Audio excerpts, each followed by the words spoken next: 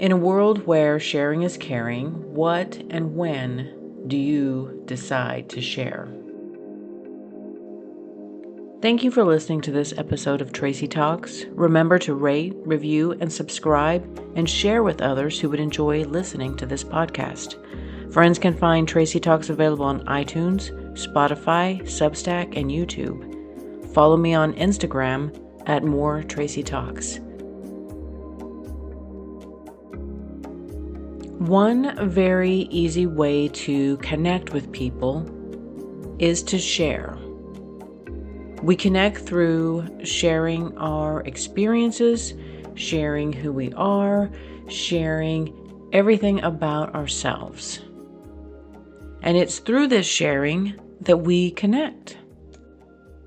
As I have talked about, we have come here to connect with others. This is our human experience, and it is through connection that we do learn to experience the fullest life that we can have. I mean, we can live our lives solo and independent, and that is fine, and there is nothing wrong with that, but it's when we learn to connect with others on deeper levels that we experience life profoundly. As I have been living on this earth, this is one of those topics that I myself have to do inventory of and reassess how I feel about it. And it's sharing, and how much do I share, and who do I share with, and what do I share? By nature, I am an extremely private person. I don't like everybody to know everything, and it's my design. I have learned to embrace that. I have learned to accept that I have to almost feel safe and secure within a relationship before I share those personal and private details. And certainly I am not someone who likes other people talking about my stuff. And I have always been one of those people, when I talk to people, I'm like, if it's not your story, you shouldn't be telling it. If somebody tells you something, that is not your story. That is not your story to share. That is not your story to repeat. It's not your story. And if you don't have anything in your life worth talking about, then start making and doing things that you want to share. I mean, we all know these people that quote gossip. And it's like, why aren't you talking about your own life? Why aren't you sharing your own experiences? And again, if you don't have any experiences that you want to share, then start doing things. Start living your life. But there's also something that keeps coming up right now, and that's, when we go through things and we have deep emotional experiences. Each one of us do process things differently. And I do like to talk about things, but again, it's in a very controlled environment. It's very what feels safe. Because I do talk about things here on the podcast, but a lot of times I don't give great details because that is not in my design. I don't share all of the little who's and the what's and the whens and the whys. I try to talk about it in a big picture, in a context that can relate to more scenarios.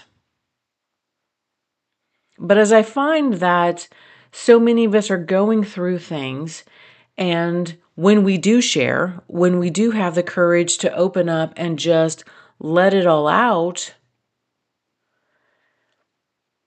it takes on a life of its own.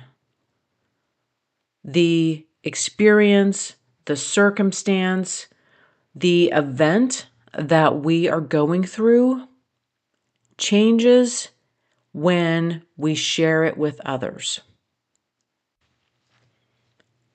Talk therapy is a valuable tool to use to process.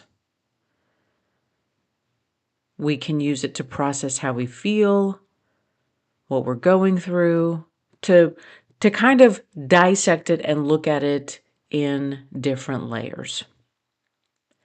We can go to a professional for talk therapy, or we can gather with friends on a Friday night, have a cocktail, and utilize talk therapy. The second example of friends and cocktails is a different setting and different scenario, because this type of scenario can create tension. Because when we share our experiences with friends, our friends typically want to rally around us and support us. Our friends are going to help us find the strength and courage to take on the situation, to express ourselves, to really look at the situation, hopefully from different perspectives, because I know for myself, when I'm seeing something, I don't always see what other people see. But when we share these intimate, raw details with our friends, the situation changes. Once we share, we have to manage our own feelings about what is happening. And then oftentimes we end up managing other people's feelings about what is happening. Our friends and family care about us so much,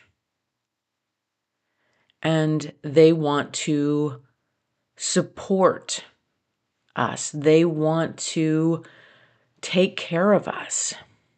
And when we go through things and we feel things and we have things and then we share those details, our families, they want to fight for us. They want to stand up for you.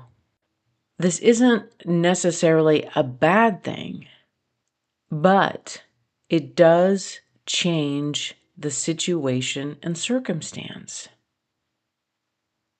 And especially when we share details with family and Thanksgiving comes around and you told your sister that your spouse was making you feel certain ways. Well, at Thanksgiving, that tension is there. That uneasiness is there. Those feelings are there. And while I don't want to discourage anyone from sharing and using talk therapy and opening up and expressing yourself, it is a tool that changes the energy of the situation. It changes the dynamic of the friendships. It changes the nature of how we see each other, how we communicate with each other. It changes us. I do find it interesting that so many of the conversations sometimes that we don't have them with the people that hurt us. We don't have them with the people that we need to have them with. We have them with our friends. We have them with our coworkers that we trust. We have them with other people. But oftentimes, we don't have the strength and courage to sit down with the person that we actually need to have that conversation with. Those aren't the easy conversations to have. Those are the tough conversations. Those are the conversations that we need to find the courageous conversation, to have it with the person that actually made us feel that way. The courageous conversation that we need to have with our partner. Oftentimes, it does take courage to be able to say those words. And maybe us having those conversations with friends helps us strengthen, helps us have courage, helps us to find the words that we need to say to the person. Certainly, I don't want to discourage you from having those conversations with your friends. And I think sometimes we do that with our friends too, instead of the person, because at some level of our core being, we know when we talk directly to the person, they're going to reject it. They're going to deny it. They're going to redirect it, and they're not going to own it. That in itself is an important message for us to hear, to feel, to know what that is. I have reached a point in my life where I know when I am frustrated with some people, it does zero good to actually talk to them about it. They can't change, they won't change, they don't know how to change. And all that can change at this point is how I respond to them. I am becoming more discerning with what I share and who I share it with.